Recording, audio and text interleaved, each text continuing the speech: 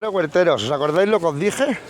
Os dije, vamos a poner la higuera con el palo. Y la semana siguiente, cuando os enseñen, estará todas para arriba. ¿Qué decís, familia? ¿Teníamos razón?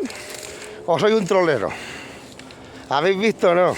Yo nunca os engaño, familia. Seguramente me equivoco, es porque tengo mal los datos. Pero que sepáis que siempre todo lo que os explique es algo que yo ya he probado o que conozco.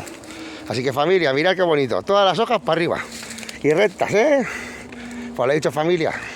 Voy a seguir con el reto tour del día y nos vemos en el siguiente short de Reto Muerto. ¡Chao!